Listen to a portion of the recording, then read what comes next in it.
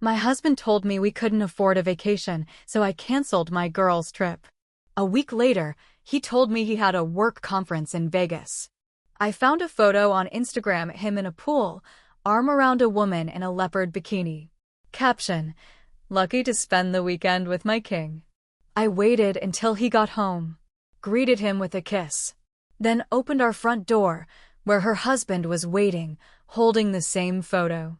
All right, here goes the full, unfiltered version. I've never shared anything this personal before, but I'm writing it out now because I need to get it off my chest. Maybe it'll help someone else. Maybe it's just for me. Either way, it's real. Every piece of it. I'm Rachel. I'm 37. I live in a quiet suburb just outside Kansas City, Missouri. I've been married to Trey for 8 years. No kids, mutual choice. Just the two of us and our dog, Winston, who ironically has more loyalty than the man I married. I work as a dental hygienist. Solid job, good people, decent pay. Trey works in sales. He's with a pharmaceutical company. Always on the move, always taking calls, always networking. That's what he'd tell me anyway. I used to think it made him ambitious. Now, I think it made him slippery. Let me back up a little. Back in late spring, I started floating the idea of taking a summer vacation. I hadn't had a proper break in over a year. With all the extra shifts I'd picked up since January, I had a bit tucked away. Not much, but enough to cover a girls' trip with my best friends. We'd been talking about Charleston. A long weekend in a beach house. Nothing over the top. Just something to get out of town, soak up some sun, laugh over wine, maybe flirt with some waiters. My friends were all in. Then I asked Trey. He barely looked up from his laptop when I brought it up. I remember he had one AirPod in and was tapping something into a spreadsheet. We can't afford that right now, babe. Not unless you want to pull from savings. And even then, I'm not comfortable with it. That hit me harder than it should have.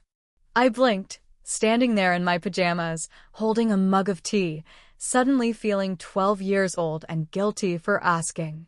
Oh, I said. Okay. I mean, I get it. Appreciate you understanding, he said, still not looking at me. Next year, maybe. I canceled the trip that night. Told the girls I just couldn't make it work.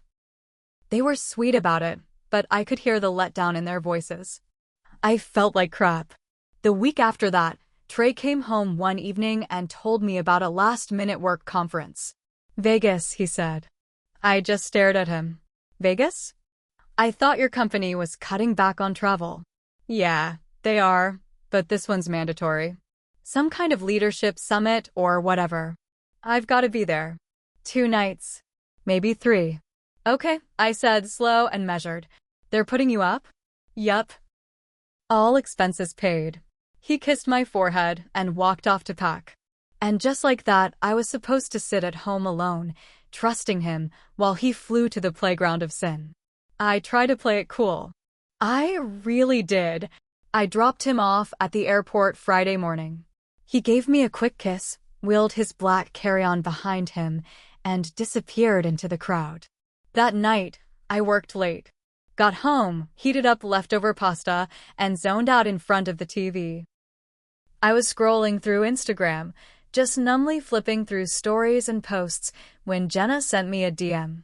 It was just a screenshot. No caption. No explanation. I opened it, and my heart stopped. There was Trey, my husband, in a pool, shirtless, drink in hand. His arm was around a woman wearing a leopard bikini, her long blonde hair damp, sunglasses on. She was practically in his lap. The caption? Lucky to spend the weekend with my king. Hashtag Vegas love, hashtag poolside vibes, hashtag blessed.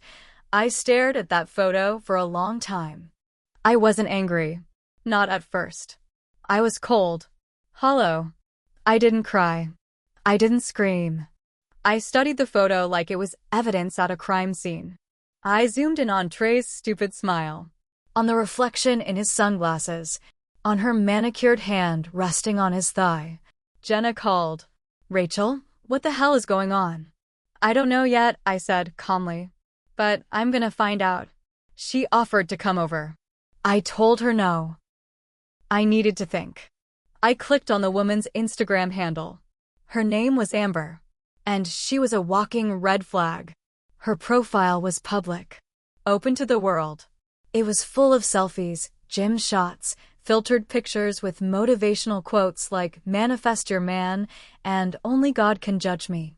Trashy and loud. But most important? She tagged Trey in multiple posts. Not just the one in the pool. Another one was in a hotel bathroom. Him behind her, kissing her neck. A third one showed a wrapped jewelry box. Her caption said, "He spoils me." Hashtag TD knows best. That's when I knew it wasn't a one-time thing. Trey had a side piece. And he was playing house with her in Las Vegas while I sat at home eating leftovers and trusting him. I kept digging. I found Amber's Facebook. There wasn't much, but there was one old photo that stopped me cold. It was from a birthday party. Amber was standing with a man and 2 kids. The man had a tattoo on his neck and was flipping burgers. The caption said, "Thankful for my ride or die. 10 years strong. Love you, Rick." So she had a husband too. And kids. My head was spinning. I found Rick's full name in the comments. From there, it took me 5 minutes to find his LinkedIn. He worked at a tire shop in town. I wrote down the address. That Monday, I drove there. Parked across the street. Waited. And sure enough, during a smoke break, he stepped out. Same guy. Same neck tattoo. Same stupid smile from the birthday post. I walked up to him with the photo printed out on glossy paper. "You Rick?" "Yeah. I'm Rachel. I think your wife is F*** king my husband." He blinked. Took the photo. Looked down. Then his mouth twitched. And he just said, "Son of a bitch." We talked. In the parking lot. Right there in the sun. Turns out, Rick had no clue. Thought they were doing marriage counseling. Thought she was just needing space.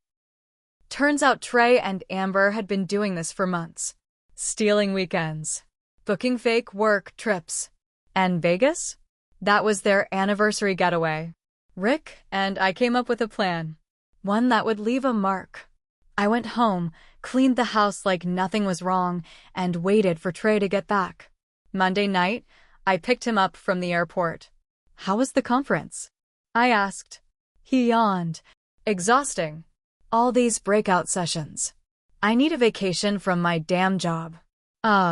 Poor baby, I said. When we got home, I told him someone stopped by earlier to see him. Who? I opened the front door. Rick was standing in the hallway, holding the photo. Trey looked like he'd seen a ghost. And that was only the beginning. Trey didn't say a word for a good 10 seconds. He just stood there, still holding his carry-on bag, looking from me to Rick, then back to me again like maybe this was all some kind of prank. Rick didn't move either. He was holding the photo at his side now, like a loaded weapon he hadn't fired yet. Trey finally broke the silence. "What the hell is this?" I smiled. It wasn't a happy smile.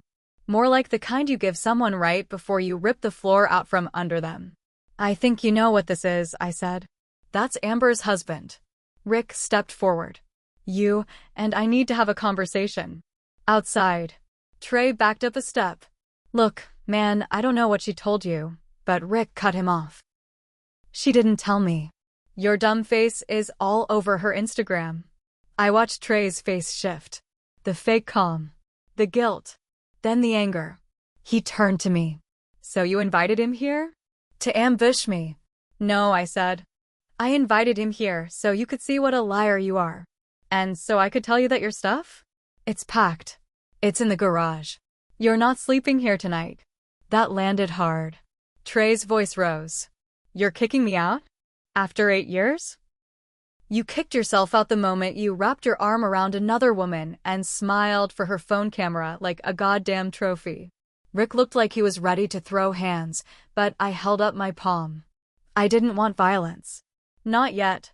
Trey dropped his bag. "You're blowing this way out of proportion." That did it. I walked straight to the coat closet, pulled out the stack of printouts I'd made. Every photo, every tagged post, every comment thread. I shoved them at his chest. You lied to me. Repeatedly. You let me cancel my trip with my friends so you could go play sugar daddy in Vegas. You took money out of our joint account to buy her jewelry. He flinched. That wasn't. I saw the transaction. You idiot. You used the same goddamn card we pay the cable bill with. He looked cornered now. I made a mistake, he said quietly. Rick laughed. Nah, a mistake is leaving the milk out. What you did? That's a whole lifestyle. Trey turned to him. I don't even know you. Rick stepped in, nose to nose. And yet I know all about you, King. Trey had no comeback. I finally said, you need to leave. Now. Rick and I already agreed. He's handling things with Amber. I'm handling things with you. Trey's shoulders slumped. But he still tried one last card. So that's it? You're throwing away our marriage over one weekend. Over 6 months of lies. Of secrets. Of letting me sit at home alone while you built a second life with a married woman. He finally grabbed his bag and walked toward the garage door. Right before he left, he turned back. You're gonna regret this, Rachel. No, I said. You will. Then I shut the door in his face. But I wasn't done. Rick and I sat in my living room after Trey left. It was quiet, tense. We didn't say much for a few minutes, just kind of stared at the wall like two people who'd survived a crash. Finally, he spoke. I don't know what hurts worse. That she cheated. Or that she used our kids' weekend with my mom to go play house with another man. I looked at him. You've got kids? He nodded. 2. Boys 7. Girls 5. My stomach sank. I hadn't known that part. I just pictured those kids in their pajamas, watching cartoons, with no idea their mom was drunk in a pool with my husband. You told them anything yet? No. I need to figure out how. I nodded. I'm sorry, Rick. He nodded back. Me too. Then he said something I wasn't expecting. We should burn them down together. Not literally. I mean, make em pay. I paused. What do you have in mind? Rick leaned forward, eyes hard. You got photos. Screenshots. I've got texts. She used my phone once and forgot to delete her messages with your husband. I saved them. Backed them up. That got my attention. He continued. She sent him pictures. Talked about how boring I was. How she felt young again with him. Said she'd leave me if he asked. My jaw clenched. That matched the fantasy Trey always sold people, that I was the boring wife who held him back. We exposed them. Together, Rick said. To their jobs, friends, family. Burn it all down. No mercy. I thought about it. Amber was in medical sales too. Their company might care about employee conduct, especially if they were lying on expense reports. I nodded. Okay, let's do it. Rick and I got to work. First, we made copies of everything: photos, texts, tagged posts, even receipts. Rick was right. Amber had used a joint card for her part of the Vegas trip. We found her booking confirmation in their email. She'd lied and told Rick she was going to a women's retreat in Denver. Then we made a list. Amber's boss. Trey's regional manager. Their HR departments. Both families. And, my personal favorite, Amber's church group. Rick showed me a Facebook post she'd made weeks earlier with her pastor, talking about rebuilding her marriage through Christ. That one? We sent the poolside photo and the necklace video with it. I wasn't proud of being petty, but I was satisfied. And then something happened I didn't expect. Rick called me 2 nights later. She's gone, he said. Came home, found her suitcase gone. No note. Just her ring on the counter. Gone where? She didn't say. But get this, guess who's missing from work today, too? I already knew the answer. Trey? Yup. Looks like they took off. I sat on the edge of my bed, gripping the phone. You think they ran off together? I think they're trying to ride off into the sunset. Start fresh. Like this mess won't follow them. I felt my blood go cold. They have no idea what's coming. Rick's voice was steady. I'll help you. We're not done yet. And we weren't. Because it turned out, Trey had drained more than just my trust. It took 2 days before I found the missing money. I was checking our bank accounts, going line by line, just to make sure Trey hadn't left any more surprises behind. That's when I noticed it. 3 transfers from our joint savings to an unknown account. Quiet ones, all within the past 6 weeks. Each for $2,500. At first, I thought it was a mistake. But I checked the account number again and again. It wasn't mine. I called the bank. They confirmed it. Trey had set up an external transfer to a personal account under his name only. A new account I hadn't known about. Right before the Vegas trip, he'd taken out almost $8,000. That was our emergency fund. My hard-earned savings. I saw red. This wasn't just cheating. This was theft. I texted Rick. We've got more. I called my lawyer next. I hadn't filed for divorce yet. I'd been sitting with it, making sure I could breathe before I moved. But this sealed it. The lawyer walked me through everything: proof of infidelity, financial misconduct, stolen marital assets. It all mattered now. Trey hadn't just ruined our marriage. He'd made it possible for me to drag him through court and squeeze every last drop of legal firepower I had. But before we got there, something else hit me. The rumors started. One of Trey's coworkers, someone I barely knew but had met once at a work function, sent me an anonymous email. No subject. Just a screenshot. It was from an internal email thread at Trey's company. HR had launched a quiet code of conduct investigation. Apparently, someone had submitted a complaint about inappropriate relationships during company travel. Attached to that email? A copy of the Vegas pool photo. And Amber's name. Turned out, they had run off together. But not to paradise. They ran into hell. Amber got dropped from her medical sales contract. Not fired, just not renewed. Which in that industry means blacklisted. No one was going to touch her again. She lost her bonuses, her title, and her fancy LinkedIn endorsements. Trey? He got suspended pending investigation. His manager, whom I had emailed directly, wasn't kind about it. Turns out they were already questioning his expenses. Vegas was the tipping point. And the best part? He'd used his company card to pay for Amber's spa treatment. You can't fake leadership conference when the receipt says couples massage package, Serenity Suite. Meanwhile, Rick served Amber with separation papers. She tried to beg. Sent him long texts about how it was just passion and that she needed something wild before settling down. He didn't respond. Instead, he sent her screenshots of her texts to Trey. Every one of them. With time stamps. He told her, "You'll be lucky to get weekend visits with the kids." I filed for divorce the next day. But here's where it got complicated. I made a mistake. I let the revenge get too far under my skin. Trey called me from a hotel line one night. I almost didn't answer, but something in me wanted to hear his voice. "You happy now?" he said. "No. But I'm not miserable anymore." "You ruined my life." "No," I said.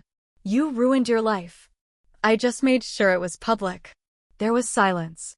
Then he said, "She's pregnant." I froze. My stomach twisted.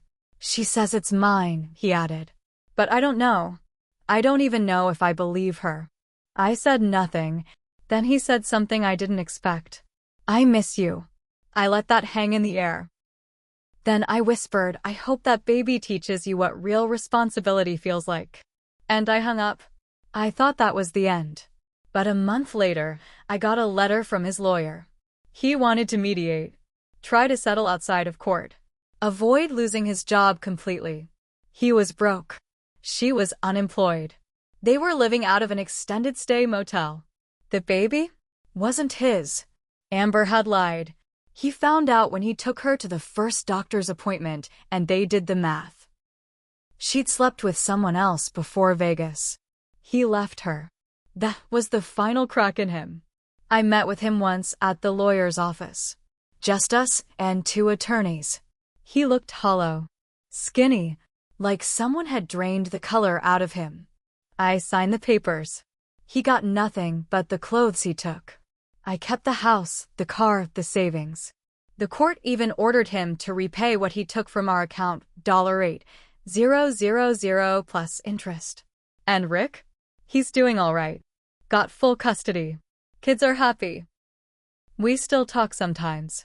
I even helped him find a lawyer. People ask me if I'd ever forgive Trey. I say no. He had a good life. A loyal wife. A home. And he sold it all for a weekend in Vegas and a woman in a leopard bikini. Now he's living with that choice. Alone. I sleep just fine.